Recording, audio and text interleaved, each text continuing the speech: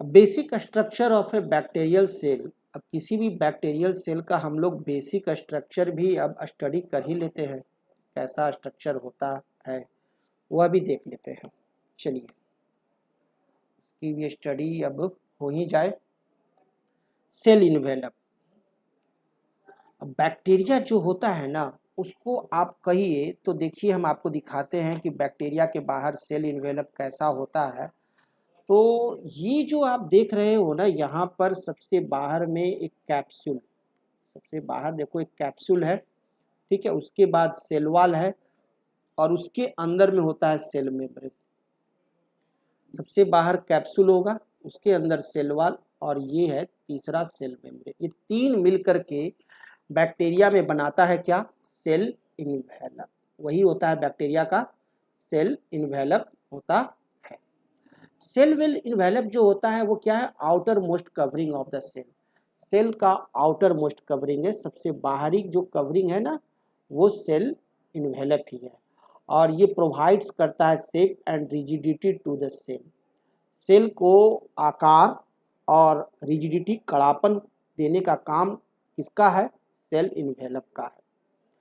It also protects from mechanical injuries and bursting और collapsing. और bacteria को mechanical injuries से, ब्रस्टिंग से, कोलैप्सिंग से कोई अगर बचाता है तो वो कौन है? Cell envelope. और सेल इन्वेलप जो है वो तीन बेसिक लेयर्स का बना हुआ होता है। ये ध्यान देने का चीज़ है कि सेल इन्वेलप कितने का? तीन बेसिक इन्वेलप लेयर्स का बना होता है। जैसे कि हमारे प्राइम मिनिस्टर जो हैं, है ना, उनका जो प्रोटेक्शन जो है वो कैसे होते हैं? 3 लेयर में होते हैं। 3 लेयर्स में उनका प्रोटेक्शन रहता है। ठीक उसी तरह से बैक्टीरिया का भी जो प्रोटेक्शन है ना, उस प्रोटेक्शन लेयर को हम लोग कहते हैं सेल इन्वेलप। और ये 3 लेयर में होते हैं। और सबसे आउटर जो लेयर होता है वो होता है ग्लाइकोकैलिक्स, या आउटर लेयर है ग्लाइकोकैलिक्स। सबसे पहले आपको ग्लाइकोकैलिक्स से टकराना होगा, उसके बाद आपको सेल वॉल से टकराना होगा। ये आउटर मोस्ट लेयर है, उसके अंदर सेल वॉल, और सबसे लास्ट में सबसे इनर मोस्ट लेयर जो है सेल इन्वेलप का, वह होता है प्लाज्मा मेम्ब्रेन। तो सेल इन्वेलप ये 3 लेयर के बने हुए हैं। अब तीनों की प्रॉपर्टीज को हम लोग देखते हैं। तो सबसे पहले हम लोग देखेंगे ग्लाइकोकैलिक्स। अब यह जो ग्लाइकोकैलिक्स जो होता है यह आपका आउटर मोस्ट लेयर है। सबसे पहले आपको इसी से टकराना होगा, है ना। तो बैक्टीरिया को सबसे पहले कौन प्रोटेक्शन देता है? ग्लाइकोकैलिक्स, आउटर मोस्ट लेयर है। It is the outer most layer and varies in its chemical composition and thickness in different bacteria. और अलग अलग बैक्टीरिया में इसका जो ग्लाइकोकैलिक्स का कंपोजिशन जो होता है कि किस किस चीज़ का बना हुआ है वो अलग अलग होता है, और उसकी मोटाई भी अलग अलग होती है। जैसे कि हमारे जो विधायक जी हैं, मंत्री जी हैं, और उसके ऊपर केंद्रीय मंत्री होता है, मुख्यमंत्री होते हैं, प्रधानमंत्री होते हैं, तो सभी का जो आप सिक्योरिटी देखिएगा ना अलग अलग होता है, अलग अलग तरह के। ठीक उसी तरह से बैक्टीरिया का भी जो सिक्योरिटी है ना वो आपको अलग अलग तरह के अलग अलग बैक्टीरिया में पाए जाते हैं। अब जैसे कि आप अधिकांश बैक्टीरिया को ले लो, जैसे कि आपका एस्चेरिचिया कोलाई है, it is in form of a loose mucilaginous covering. यहाँ क्या जो है ग्लाइकोकैलिक्स जो पाया जाता है वो कैसा पाया जाता है? लूज रहता है और म्यूकुलेजिनस कवरिंग, यानी कहने का अर्थ है कि दही की तरह होगा। And is called slimy layer, और उसे हम लोग कहते हैं स्लाइमी लेयर। यहाँ पर हम लोग एस्चेरिचिया कोलाई में या कुछ और बैक्टीरिया हैं जहाँ लूज म्यूकुलेजिनस कवरिंग पाया जाता है, उसे हम लोग क्या कहते हैं? Slimy layer. Which protects the, जो कि प्रोटेक्ट देता है bacterium from chemical desiccation, action of phagocytes and helps in adhesion. Okay, जो कि इसे बहुत सारे आघात से बचाते हैं, है ना। खाने वाले जो जीव इसको आते हैं उससे भी इसे बचाते हैं। लेकिन कुछ बैक्टीरिया में यह जो ग्लाइकोकैलिक्स जो होता है वो बहुत हार्ड होता है, उसको भेदना बहुत कड़ा है। And tough, hard and tough, है ना। हार्ड होते हैं और कैसे होते हैं? टफ होते हैं। एंड इज कॉल्ड कैप्सूल, और उसे हम लोग वहां पर क्या कहते हैं? कैप्सूल कहते हैं। कैप्सूल की तरह बहुत हार्ड और टफ होते हैं।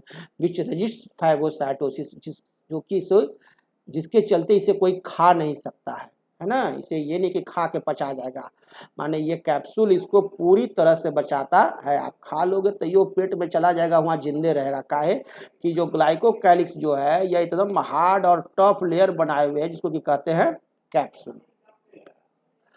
अब यह जो कैप्सूल है ये क्या होता है बैक्टीरिया में, आपको बैक्टीरिया में जो कैप्सूल है ये लेयर है कैप्सूल, है ना, यही लेयर है जो बैक्टीरिया का क्या है कैप्सूल है। इस कैप्सूल के अंदर क्या है सेल वाल है, या देखिए ये जो लेयर है ये सेल वाल है, और इस सेल वाल के नीचे भी पतला सा लेयर होता है जिसे सेल मेम्ब्रेन कहते हैं।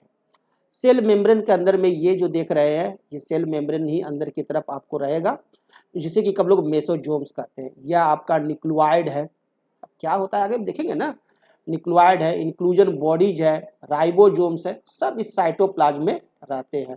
अब इस साइटोप्लाज्म में जितना चीज जो रहता है ना उसी को प्रोटेक्शन देने के लिए यहाँ पर 3 लेयर का सुरक्षा दिया गया है, जिसमें कि अभी हम लोग कैप्सूल ग्लाइकोकैलिक्स को देख रहे हैं। अब सेकंड जो है वो लेयर जो है ग्लाइकोकैलिक्स के अंदर में जो सेल इन्वेलप का जो लेयर है वो सेकंड लेयर जो है वो है आपका सेल वॉल। यह इनर टू ग्लाइकोकैलिक्स के अंदर पाया जाता है, और यह भी रिजिड होता है, प्रोटेक्टिव होता है और सपोर्टिव होता है। और सेल वॉल जो होता है वो ग्राम निगेटिव बैक्टीरिया और ग्राम पॉजिटिव बैक्टीरिया में 2 तरह से पाए जाते हैं। ग्राम निगेटिव बैक्टीरिया को ले लो, जैसे कि और या एस्चेरिचिया कोलाई जो जनरली पाए जाते हैं, इस बैक्टीरिया में देखो तो सेल वॉल जो है वो 2 लेयर के रहते हैं। इनर जो लेयर होता है वह म्यूरिन या पेप्टाइडोग्लाइकन होता है, और आउटर लेयर जो होता है वो ग्लाइकोलिपिड्स का बना हुआ होता है। क्लियर। लेकिन ग्राम पॉजिटिव जो बैक्टीरिया है वह सिंगल लेयर्ड है, एक ही लेयर का है, और वह मेनली म्यूरिन का ही बना हुआ होता है। तो ये भी आपको ध्यान देने का चीज है कि सेल वॉल जो है ग्राम नेगेटिव बैक्टीरिया में कैसे रहेंगे 2 लेयर, और ग्राम पॉजिटिव बैक्टीरिया में 1 लेयर का। ग्राम पॉजिटिव बैक्टीरिया में किस चीज का बना होता है सेल वॉल, केवल म्यूरिन का। सेल वॉल जो होते हैं वह ग्राम नेगेटिव बैक्टीरिया का इनर लेयर किस चीज का बना होता है, इनर लेयर बना होता है म्यूरिन और पेप्टाइडोग्लाइकन का, और आउटर लेयर ग्लाइकोलिपिड्स का बना होता है। क्लियर। तो ये चीज आपका क्लियर हो गया। अब इस सेल वॉल के अंदर में एक थर्ड जो लेयर होता है, जो मुनीम जी जो बैठल है, जो सबको घूस ले के अंदर घुसाएंगे या बाहर करेंगे, उनको जिनको मन करेगा वैसे ही घुसाएंगे, तो that layer is plasma membrane. ये जो तीसरा जो लेयर है, अंतिम जो लेयर है, वो आपका प्लाज्मा मेम्ब्रेन है, last protection. It is inner most layer of cell envelope, और इनका काम प्रोटेक्शन ही देना नहीं है, और भी बहुत सारे ये काम करता है, काहे कि मुनीम जी ना है तो ढेर काम करेगा। It is thin transparent and semi permeable membrane, ये पतला होता है प्लाज्मा मेम्ब्रेन, ट्रांसपेरेंट यानी शीशे की तरह ट्रांसपेरेंट होता है, आर पार देख सकते हैं, और सेमी परमिएबल मेम्ब्रेन होता है। इट इज लिपोप्रोटीनेशियस एंड ट्राइलामिनार, या लिपोप्रोटीन का बना हुआ होता है, लिपोप्रोटीनेशियस, और ट्राइलामिनार होता है 3 लेयर का, जैसे कि आपका यूकैरियोट्स में होता है। ठीक उसी तरह का ये प्लाज्मा मेम्ब्रेन आपको इस प्रोकैरियोट्स में भी होते हैं। तो आगे जब हम प्लाज्मा मेम्ब्रेन पढ़ाएंगे तो वहाँ बहुत इसका फुल डिस्कशन करेंगे। It is also called respiratory membrane, इसे हम लोग रेस्पिरेटरी मेम्ब्रेन भी कहते हैं। क्या कहते हैं, इसी को हम लोग रेस्पिरेटरी मेम्ब्रेन भी कहते हैं, प्लाज्मा मेम्ब्रेन को। And is with components of electron transport chain and enzyme of reaction respiration, और बहुत सारे एंजाइम ऑफ रेस्पिरेशन भी यहाँ होते हैं। It regulates the exchange of specific materials between the cytoplasm and extra cellular medium, और ये जो हमारा प्लाज्मा मेम्ब्रेन है यह रेगुलेट्स करता है किसको, कि कौन सा मटेरियल अंदर आएगा और कौन सा मटेरियल बाहर जाएगा, इसको भी रेगुलेट करने का काम जो है वह आपका मुनीम जी प्लाज्मा मेम्ब्रेन करता है। It also had certain receptor molecules which help the bacteria to detect and respond to the chemicals.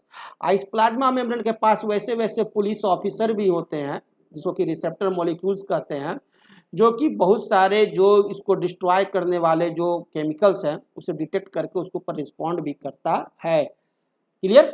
तो ये प्लाज्मा मेम्ब्रेन तो बहुत ही ज़्यादा उपयोगी है। तो 3 लेयर का ये हम लोग सेल इन्वेलप यहाँ पर स्टडी किए।